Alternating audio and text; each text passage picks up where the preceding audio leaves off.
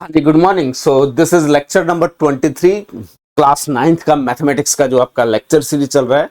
And इसमें आज हम कवर करने वाले हैं लीनियर ग्रोथ का मीनिंग क्या है एंड लीनियर डीके का मीनिंग क्या है। एंड हम इसमें कवर अप करेंगे जो एनसीईआरटी की आपकी जो 2026-27 की न्यू बुक आई है उसका एक्सरसाइज नंबर 2.4, उसमें क्वेश्चंस को कैसे हैंडल करना है, लीनियर ग्रोथ में ग्राफ्स का मीनिंग क्या होता है, कैसे ड्रॉ करते हैं, लीनियर डीके में ग्राफ्स को कैसे ड्रॉ करते हैं। तो जैसे एक एग्जांपल से पहले समझते हैं एंड देन डेफिनेशन को रीड अप करेंगे। मान लीजिए आपके पास एक पिगी बैंक है जिसमें ऑलरेडी 100 रुपीज हैं, ठीक है। तो पिगी के बैंक में 100 रुपीज है और हर संडे आपको 50 rupees as a pocket money उस पिगी बैंक में डालने के लिए मिल रही है। अज्यूम कर रहे हैं कि आप उस पिगी बैंक को यूज नहीं कर रहे हैं, तो आपका 50 रुपीज हर संडे एड ऑन हो रहा है। तो इनिशियली संडे में आपके पास कितने रुपीज होंगे? 100 रुपीज जो ऑलरेडी एग्जिस्ट कर रहे थे। फर्स्ट संडे में प्लस 50 ऐड हो गए तो 150, फिर 50 ऐड हो गए तो 200, देन 250, देन 300। तो यहां अगर मैं इसका ग्राफ देखूं तो मेरा जो फर्स्ट संडे है, 0th संडे, वहां आपके पास 100 रुपीज थे। ये आपका मनी का ग्राफ है, ठीक है। और ये आपके पास फर्स्ट संडे में आपके पास 50 रुपीज ऐड हो गए तो प्लस 50 तो 150। Second Sunday again 50 rupees add हो गए तो 200, अगेन 50 रुपीज ऐड हो गए 250, अगेन 50 रुपीज ऐड हो रहे हैं तो 300, अगेन 50 रुपीज ऐड हो रहे हैं 350, अगेन नेक्स्ट क्या आ जाएगा 400। तो ये जो आपका ग्राफ है वो एक स्ट्रेट लाइन को रिप्रेजेंट कर रहा है। ये जो कर्व आ रहा है ये आपका बेसिकली क्या है? एक स्ट्रेट लाइन को रिप्रेजेंट कर रहा है। आपकी जो मनी है वो लीनियरली इंक्रीज कर रही है और हर संडे में इंक्रीमेंट कितना हो रहा है? 50 रुपीज का हो रहा है। तो यहां से आती है लीनियर ग्रोथ की डेफिनेशन। क्या डेफिनेशन है? A quantity. यहां क्वांटिटी का मीनिंग क्या है? आपके पिगी बैंक में जो अमाउंट है that is a quantity increase by fix amount. Fix amount कितना हो रहा है आपके पास? 50 रुपीज हर वीक में आपका फिक्स अमाउंट इंक्रीज हो रहा है over an interval of time, किसी एक फिक्स इंटरवल टाइम पे। जैसे हर वीक में आपका क्या हो रहा है? 50 रुपीज ऐड हो रहा है, तो interval of equal interval of time क्या है? 1 वीक, ठीक है। तो इस एग्जांपल के पॉइंट ऑफ व्यू से आपका लीनियर ग्रोथ का मीनिंग एग्जांपल क्या बना? ऐसी क्वांटिटी आपके पिगी बैंक में जो अमाउंट है that is a quantity increased by fix amount. वो 50 रुपीज से हर बार इंक्रीज हो रही है, किस टाइम इंटरवल पे? हर वीक के बाद। 0th संडे में आपके पास इनिशियली 100 रुपीज थे एंड देन 50 रुपीज हुए फर्स्ट संडे में। नेक्स्ट संडे में आपके पास 150 हुए, देन 200 हुए, 250 हुए, 3। This is called linear growth. तो ये आपका ग्राफ आ गया। अब इसी चीज को nth संडे पे अगर कैलकुलेट करना है तो क्या होगा? मेरा फर्स्ट संडे में, सॉरी 0th संडे पे कितने रुपीज है मेरे पास? 100 रुपीज। फर्स्ट संडे में क्या हुआ?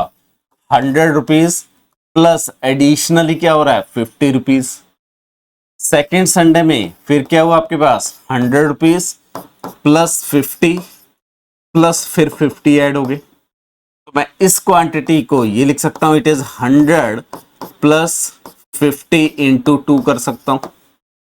2 संडेज यूज हो गए। थर्ड संडे में आपके पास कितने होंगे? 100 प्लस 50 इंटू 3 कर सकता हूं।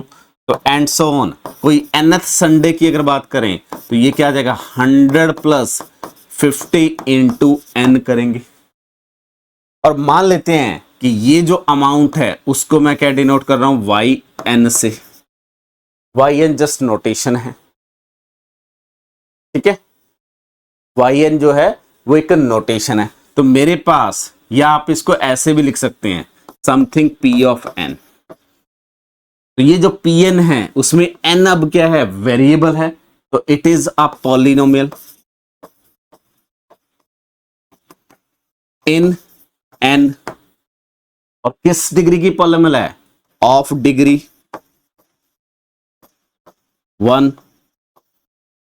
That is p of n जो है it is a linear polynomial.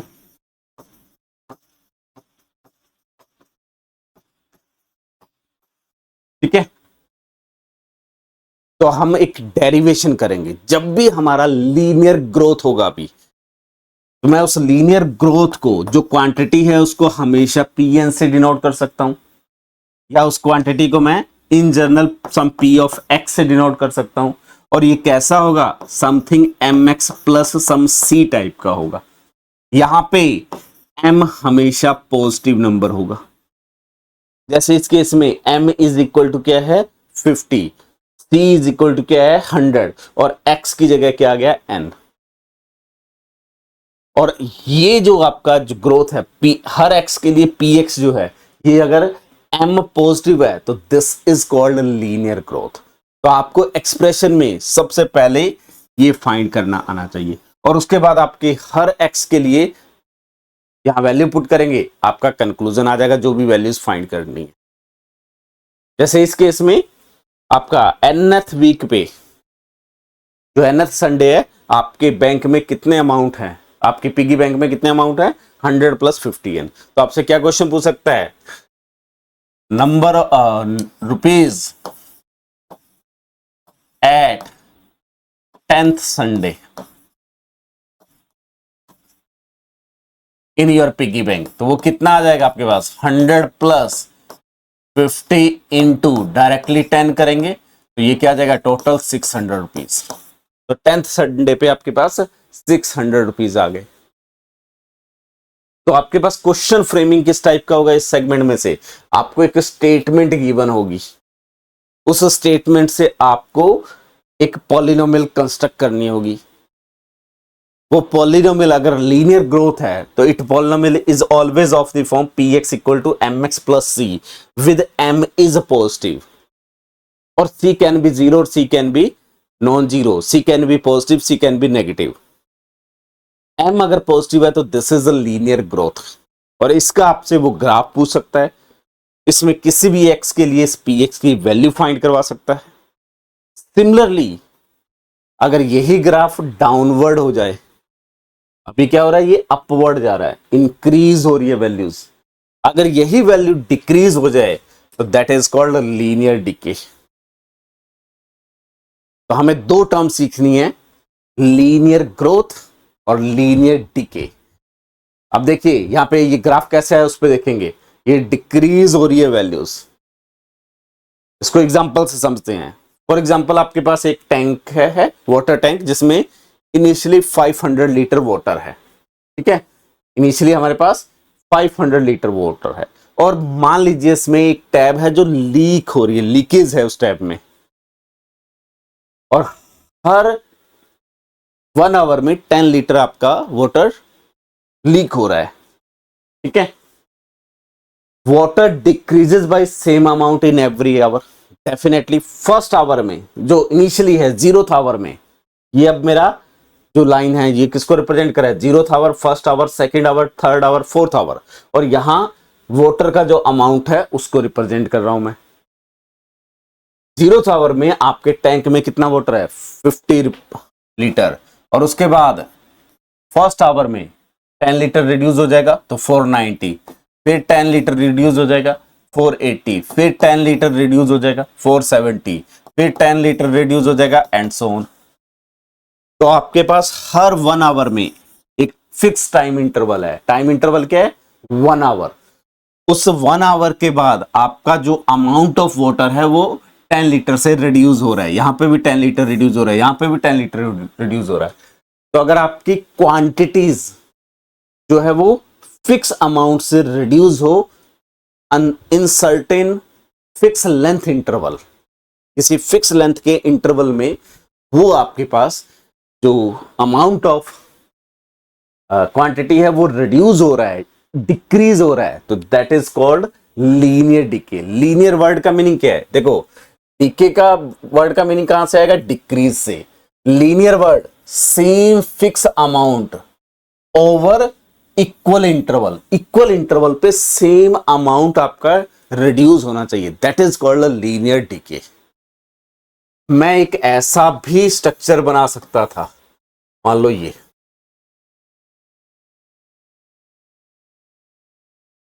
ठीक है, या एक और स्टैंडर्ड एग्जांपल लिखते हैं, फिर इस एग्जांपल पे दोबारा आता हूं मैं, ताकि आपको समझ आए कि लीनियर और नॉन लीनियर ग्रोथ और डी ग्रोथ में क्या है डिफरेंस। मान लेते हैं कि आपके पास एक स्क्वायर है, ठीक है, एक स्क्वायर पिक करा हमने, फिर एक लार्जर स्क्वायर पिक करा, फिर एक लार्जर और स्क्वायर पिक करा, अगेन लिटिल बिट और लार्जर स्क्वायर पिक करा, देन अगेन एक और लार्जर स्क्वायर पिक करते हैं। इस टाइप से हम स्क्वायर बना रहे हैं, ठीक है। इसका जो साइड लेंथ है दैट इज 1, नेक्स्ट का साइड लेंथ 2, नेक्स्ट का side length 3, next side length 4, next side length 5, ठीक है। तो मेरे को मेजर करना है ए ऑफ एक्स। ए एक्स क्या है? Area of square with side is x, यानी कि साइड का लेंथ जो एक्स है उसका एरिया है।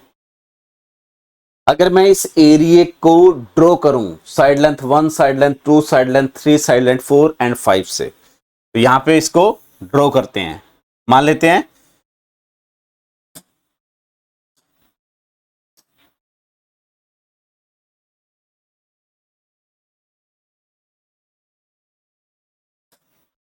ठीक है, ये आपके पास जब साइड लेंथ 1 है, देन साइड लेंथ 2 है, देन साइड लेंथ 3 है, देन साइड लेंथ 4 एंड 5, ऐसा कुछ। यहां पे मैं लिख लेता हूं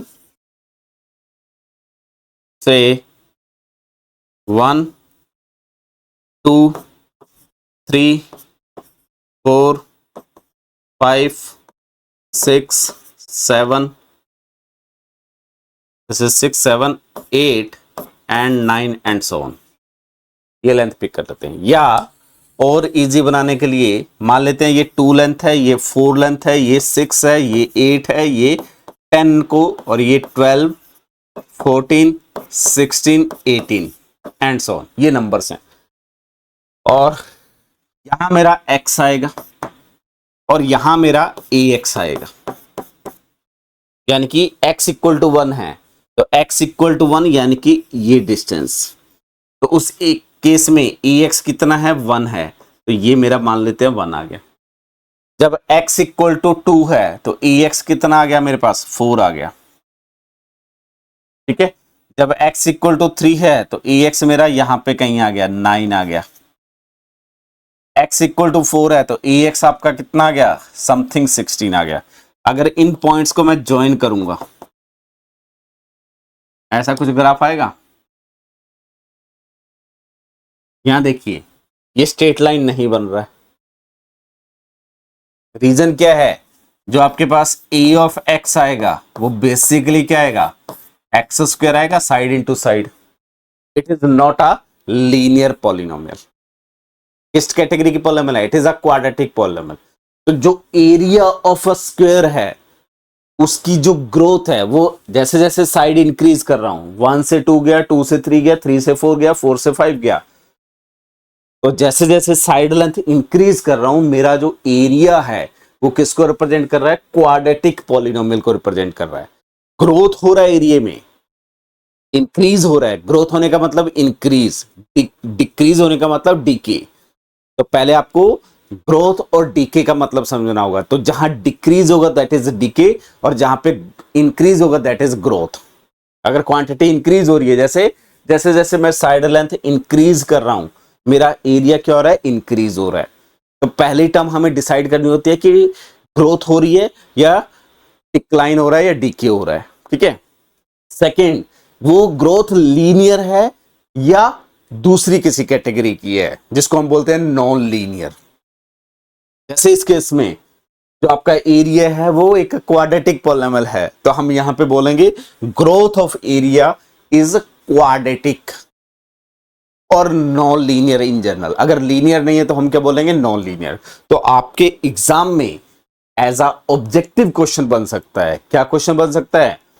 कोई एक आपको स्टेटमेंट गिवन होगी For example, if x be the length of a side of a square and ax be the area, as x increases, ax is increases in linear growth, in quadratic growth, in cubic growth और in non linear growth. इस type के option आपसे पूछ सकता है। तो यहाँ पे हमें वो स्टेटमेंट के अकॉर्डिंग ये पॉलिनोमियल बनाना होगा। अगर वो पॉलिनोमियल लीनियर बन गया, ठीक है, अगर लीनियर पॉलिनोमियल बनेगा तो कैसा बनेगा, p of x is equal to something ax plus b type का बनेगा। उसमें a अगर पॉजिटिव है तो लीनियर ग्रोथ होगा, अपवर्ड एरो बना रहा हूं, इसका मतलब लीनियर ग्रोथ। और अगर a मेरा नेगेटिव है तो आपका लीनियर डीके होगा, यानी कि वैल्यू डिक्रीज होगी, डिक्लाइन होगी। तो हमें गिवन स्टेटमेंट से ये पॉलिनोमियल बनाना है। और अगर ये पॉलिनोमियल लीनियर नहीं बनेगा तो हम बोलेंगे नॉन लीनियर आइदर ग्रोथ और डीके। तो इस टाइप की 4 स्टेटमेंट आपसे वो पूछ सकता है कि गिवन क्वांटिटीज जो गिवन स्टेटमेंट के रिस्पेक्ट में आ रही है वो क्या लीनियर ग्रोथ में है या नॉन लीनियर ग्रोथ में है, या लीनियर डीके में है या नॉन लीनियर डीके में है। क्लियर? तो इस एग्जांपल को समझते हैं अब डीके वाले को। तो यहां पे देखिए आपका ये जनरल स्टेटमेंट क्या बनेगा। इनिशियली जब 0 आवर था तो आपके पास टैंक में कितना वाटर था, 500 लीटर। फर्स्ट आवर में क्या हो गया आपके पास, it is a 500 litre minus 10 litre. Second hour में क्या हो गया आपके पास, 500 लीटर माइनस 10, तो इसको लिख सकता हूं 10 इंटू 2 लीटर, 10 इंटू 2 यानी कि 20 लीटर। थर्ड आवर में क्या होगा आपके पास, 500 minus 10 into 3 and so on. तो अगर मैं nth आवर में बात करूं तो ये क्या हो जाएगा, 500 माइनस 10 इंटू n। और इसको अगर मैं Pn से डिनोट करूं तो मेरा P ऑफ n क्या लिखा जाएगा, it is minus sign 10 into n plus 500, ये लिखा जाएगा। और जनरली इसको नोटेशन दिया जाता है y। मैं नेक्स्ट लेक्चर में आपको एक्सेस बताऊंगा, x axis and y axis. This is the y and this quantity is something constant, ठीक है, जिसको हम डिनोट करेंगे a से। और ये क्वांटिटी जनरली फिर x से डिनोट होता है, प्लस b टाइप का। यहां पे a देखिए, a क्या है, is equal to -10, b equal to मेरे पास क्या है 500, और x की जगह कौन आ रहा है, n आ रहा है, क्योंकि हर आवरली काउंट कर रहे हैं, वो वेरिएबल क्वांटिटी है। a जो है वो लेस देन 0 है, और p ऑफ x जो है वो मेरा कौन सा पॉलिनोमियल है, लीनियर पॉलिनोमियल है। तो इसका मतलब क्या है, जो टैंक में से वाटर लीक हो रहा है इस प्रोसेस के थ्रू, वो क्या है, लीनियर डीके है, ठीक है। उसका ग्राफ देखो, एक स्ट्रेट लाइन आएगा, एक ये लाइन बन रहा है, ठीक है, ये एक लाइन बन रहा है और लाइन क्या हो रहा है, डाउनवर्ड जा रहा है। तो अगर स्ट्रेट लाइन आपको ग्राफ देके वो पूछ सकता है और गिवन स्टेटमेंट से ग्राफ बनवा सकता है। ये दोनों चीजें आपको डिस्कस करनी आनी चाहिए, और ये सबसे इंपॉर्टेंट पार्ट है इस सेगमेंट का। और यहां से क्वेश्चन डेफिनेटली आएगा और लॉन्ग आंसर क्वेश्चन जरूर पूछा जा सकता है, ठीक है। तो आई थिंक लीनियर डीके का मीनिंग समझ आ गया। जैसे आपके एनसीईआरटी का ये एग्जाम्पल नंबर 9 है, ये आपको एज अ स्टेटमेंट उसने दिया हुआ है और उस पर मैंने कुछ क्वेश्चंस बनाए हैं। फर्स्ट वो क्या स्टेटमेंट क्या है, the cost of a journey is given by a linear function. उसने ऑलरेडी दे दिया कोस्ट ऑफ जर्नी, जिसको किससे डिनोट कर रहा है, वो सी ऑफ डी से डिनोट कर रहा है। वो क्या कर रहा है, 100 प्लस 60 इंटू डी, ठीक है। तो इसको आपको हमेशा किससे कंपेयर करना है, इसको मैं ये लिख सकता हूं 60D प्लस 100, ये लिख सकता हूं, और C ऑफ D, इसको आप नोटेशन देंगे y, इसको आप नोटेशन देंगे e, और D वेरिएबल है उसको x नाम देंगे, और जो कांस्टेंट क्वांटिटी है उसको b नाम देंगे। यहां से देखिए a क्या है 60 एंड b मेरे पास क्या है 100, और a मेरे पास क्या है, पॉजिटिव, एंड जो पॉलिनोमियल है, ठीक है, वो क्या है आपके पास, लीनियर पॉलिनोमियल है। It is the linear polynomial. इसका मतलब क्या है, ये जो क्वांटिटी y आएगी हर x के रिस्पेक्ट में, वो क्या होगी, लीनियरली ग्रोथ करेगी, लीनियरली ग्रोथ करेगी। तो अब मैं क्वेश्चंस रीड करता हूं, क्या क्वेश्चंस है। तो यहां पे cost of a journey is given by CD equal to 100 plus 60D, where C indicate the total cost in rupees and D is distance। तो यहां पे t equal to 0 initial stage पे आपकी कोस्ट क्या है, जब आपने मान लीजिए स्टार्ट किया, ठीक है, स्टार्ट किया उस इनिशियल स्टेज पे कुछ आपके पास मान लीजिए आपने बुकिंग करी, ठीक है, और बुकिंग करी और आपने बाई चांस आपने वो कैंसिल भी कर दी, तो कुछ इनिशियल अमाउंट आपका क्या होता है, वो डिडक्ट हो जाता है। जैसे आप ट्रेन की टिकट बुक करते हैं और उसको आप कैंसिल करते हैं, तो कैंसिलेशन का कुछ चार्ज होता है। तो आपने ट्रेवल नहीं करा, यानी कि डी इक्वल टू 0 है, कोई डिस्टेंस ट्रेवल नहीं करी, बट बाई चांस आपने उसको कैंसिल कर दिया, तो कुछ इनिशियल कॉस्ट आएगी। दैट इज कॉस्ट क्या है, डी इक्वल टू 0 रखूंगा तो मेरी कॉस्ट कितनी आएगी, 100 रुपीज आएगी। इसको आप अज्यूम कर सकते हैं आपका कैंसिलेशन चार्ज हो सकता है, या किसी रीजन से आप ट्रेवल नहीं कर रहे हैं, ठीक है। Then first d equal to 1 put करूंगा तो मेरी कॉस्ट कितनी आएगी, 160 rupees. D equal to 2 put करूंगा तो 100 प्लस 120 यानी कि 220 rupees. D equal to 3 put करूंगा तो 100 प्लस 180 तो 380, sorry 280।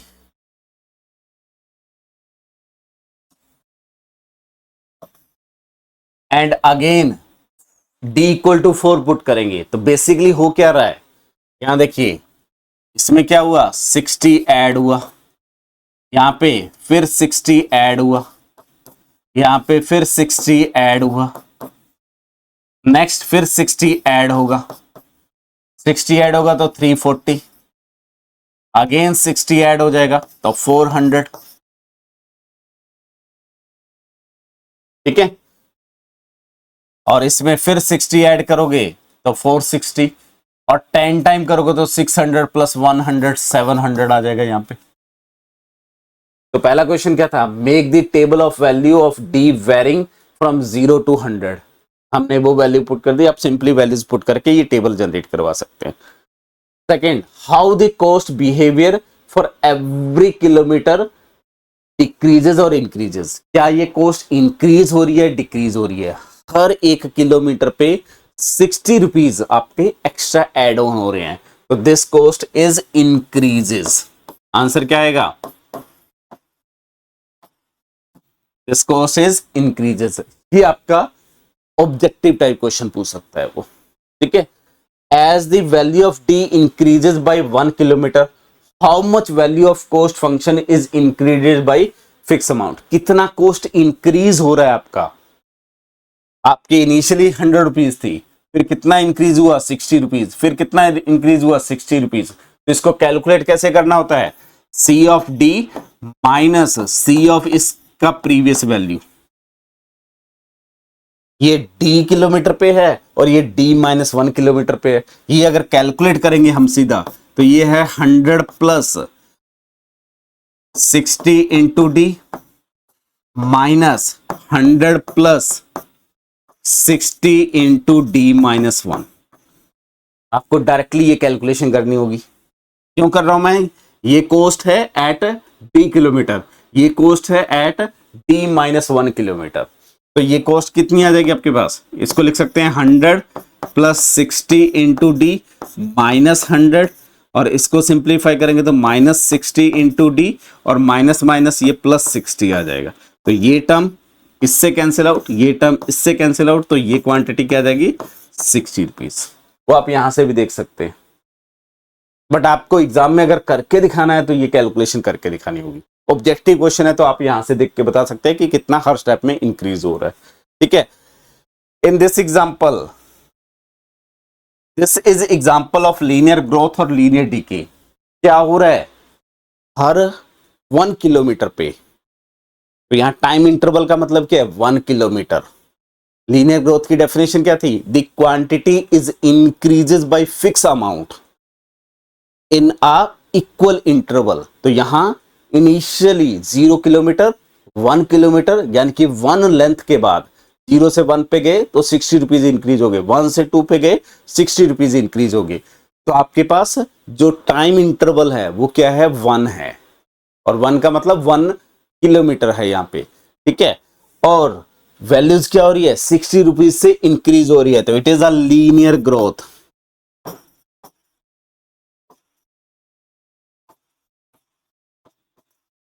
Bye 60 rupees at each 1 kilometre. Clear.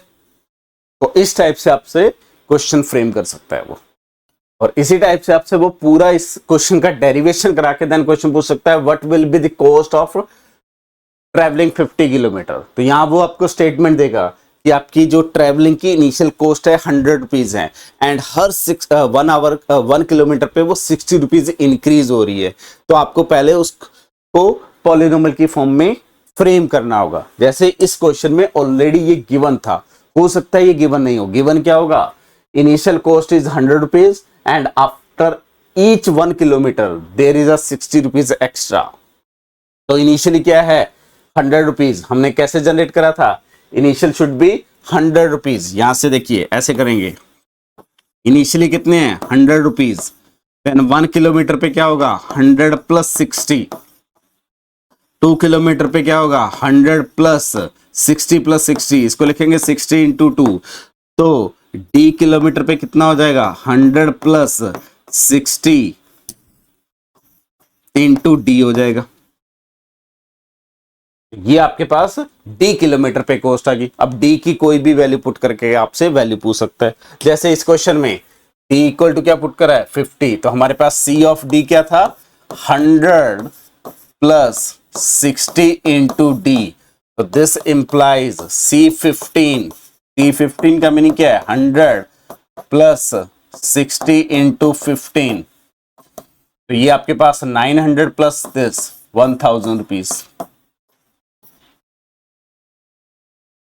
तो आपको 15 किलोमीटर ट्रेवल करने के लिए कितना कॉस्ट बियर करना होगा 1000 rupees. For how many kilometre the cost of journey is 700। उसने बोला कि कितने किलोमीटर के लिए 700 कॉस्ट होगी। तो इस सेकंड क्वेश्चन का आंसर कैसे जूम करेंगे, लेट फॉर, ये लैंग्वेज राइटिंग करना बहुत इंपॉर्टेंट है। जब आप बोर्ड एग्जाम में जाएंगे तो ये लैंग्वेज आपके मार्क्स कट करवा सकती है। तो इसलिए अभी से हैबिट डालिए कि आपकी लैंग्वेज बहुत अच्छी होनी चाहिए राइटिंग की। तो जो जो आप कर रहे हैं वो मेंशन करिए, ठीक है। ये अज्यूम करो कि जो आपकी कॉपी चेक कर रहा है उसको आपके बारे में नहीं पता है कि आप क्या कहना चाह रहे हैं। अगर आप उसको ये नहीं समझा पाए कि आपका मोटिव क्या है, इस क्वेश्चन को किस पैटर्न से सॉल्व करना चाह रहे हैं, तो आपके मार्क्स कट हो सकते हैं स्टेप मार्किंग। तो जैसे हमें सेकंड क्वेश्चन करना है, तो सेकंड क्वेश्चन के लिए क्या करेंगे, फॉर हाउ मेनी किलोमीटर। तो मैं इसका अजम्पशन ले लेता हूं, let for d kilometre cost is 700. This implies C of D, which is equal to 100 plus 60 into D should be equal to 700, क्योंकि cost इतनी आनी है, वो इक्वल टू क्या होनी चाहिए 700। implies क्या आ जाएगा 60D is equal to 600, cancel out होके implies D इक्वल टू क्या आ जाएगा 10। ठीक है, जब सिंप्लीफाई किया, जैसे हमने यहां पे देखिए टेबल बनाया था, 10 किलोमीटर पे कितनी कॉस्ट आ रही थी 700। क्लियर। तो ये आपको पूरा प्रोसेस करना है। अब डायरेक्टली ये क्वेश्चन दिया हुआ है और ऊपर इंफॉर्मेशन दी है कि initially cost is 100 rupees and eight each 1 kilometre there is 60 rupees extra. तो सबसे पहले आपको ये ड्राइव करना पड़ेगा, देन आप इस फॉर्मूले को यूज करेंगे। क्लियर है। इसी टाइप से ये आपका जो न्यू एनसीईआरटी है 2016 26-27 की, उसके एग्जाम्पल नंबर 10 है चैप्टर नंबर 2 का। ठीक है, क्या गिवन है आपको? Height of a water in a cylindrical tank is 3 metre at starting of summer. ठीक है, आपके पास एक सिलेंड्रिकल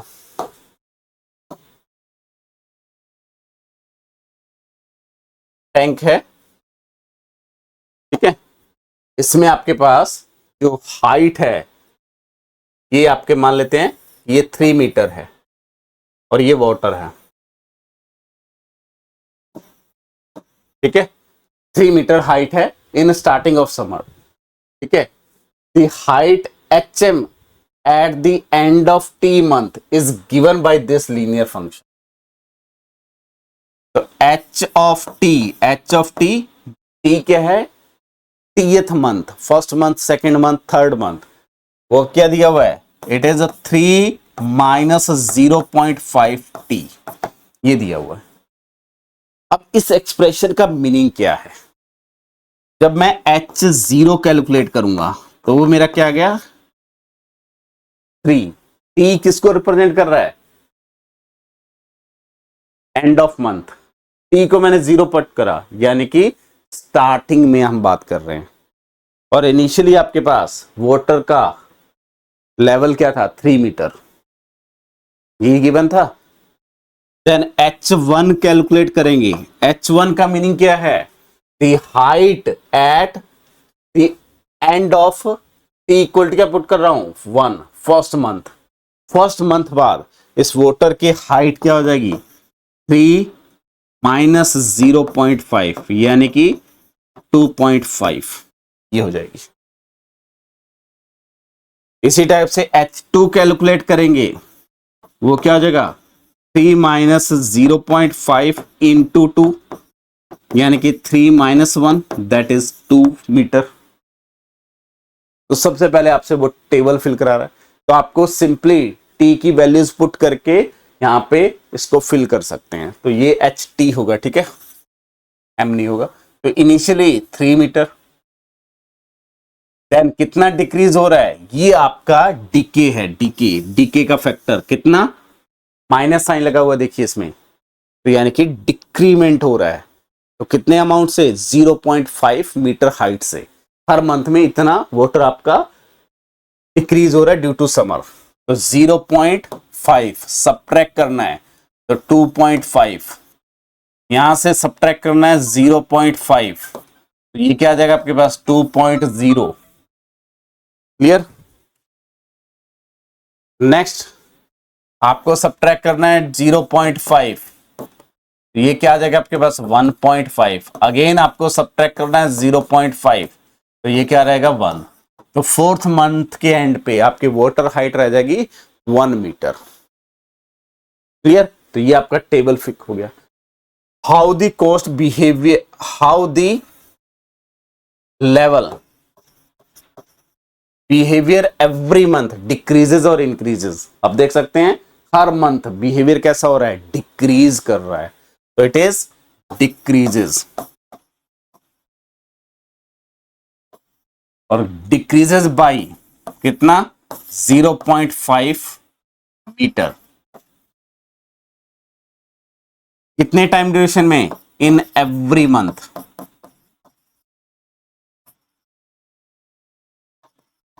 हर मंथ में 0.5 हाइट डिक्रीज कर रही है। जब मैंने डिक्रीज लिखा था तो यहां माइनस लिखने की जरूरत नहीं है। As the value of t increases by fix number यानी कि 1 month, how much value of height is decreases, वो अभी मैं यहां पे, और इंक्रीजेस, तो कितनी हाइट डिक्रीज हो रही है? तो एवरी मंथ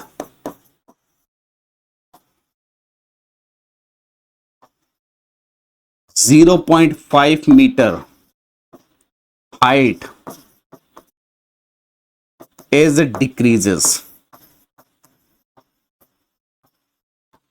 ये आपका आंसर आ गया। और फिक्स टाइम इंटरवल क्या है? 1 मंथ। हर 1 मंथ बाद कितने अमाउंट से डिक्रीज हो रही है? 0.5। तो ये क्या है? It is a linear decay.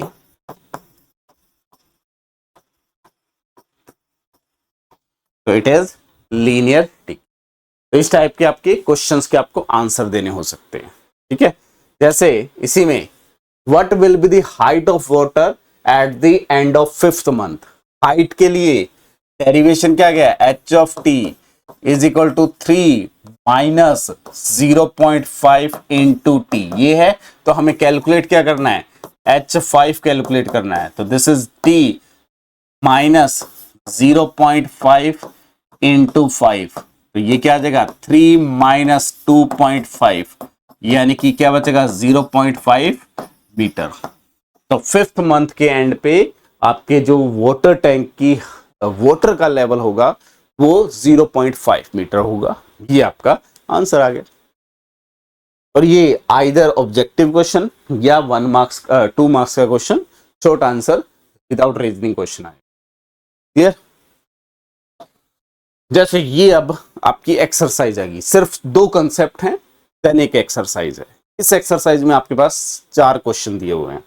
मैं थोड़ा सा ब्रीफ दे रहा हूं, देन हम इनको डिस्कशन करेंगे, ठीक है। Suppose that a plant has height 1.75 and it grow by 0.5 feet each. तो इनिशियली हाइट दी हुई है और हर मंथ में इतनी इंक्रीज हो रही है। Find the height after 7 month. तो पहले तो आपको इसको जनरल फॉर्मुलेशन करना है, पॉलिनोमियल की फॉर्म में बनाना है, ठीक है। फिर उसके बाद जो फॉर्मुलेशन बनाएंगे उसके 7 पुट करके वैल्यू लिखनी है। Make the table of value for t varying from 0 to 10। 0 से 10 मंथ तक आपको टेबल फॉर्म करना है। Show that how the height is increases every month. Her month height कितने फीट से इंक्रीज हो रही है, 0.5, लेकिन वो टेबल बना के आपको शो करनी है। टेबल के जो कॉन्जुगेटिव टर्म्स आएंगी उनके बीच में डिफरेंस आपको शो करना है कि 0.5 है। Find an expression that relate H and T and explain why represent is linear growth. तो इसको एक्सप्लेन करने के लिए हमें इसका ग्राफ बना के दिखाना होगा कि ये ग्राफ जो है वो लीनियर ग्राफ है, यानी कि लीनियर ग्राफ का मतलब स्ट्रेट लाइन आ रहा है, ठीक है। हर मंथ में जो ग्रोथ है वो एक कांस्टेंट से इंक्रीज हो रही है। तो ये हमें 3 क्वेश्चन एक्सप्लेन करने हैं। सेम चीज यहां पे है, सेम चीज यहां पे, और सेम चीज इसी टाइप से यहां पे। ये 4 क्वेश्चन आपको पहले ट्राई करने हैं, ठीक है। पहले अपनी नोटबुक में ये सारे क्वेश्चन लिखिए, देन जो मैं सॉल्यूशन डिस्कस करूंगा उन सॉल्यूशंस को आपको यहाँ पे चेक करना है कि क्या आप सही राइटिंग कर रहे हैं या कुछ ना कुछ गड़बड़ हो रहा है। आप मैच कर सकते हैं, ठीक है। और अपने आंसर मुझे इस व्हाट्सएप नंबर पे सेंड करेंगे। क्लियर। Thank you.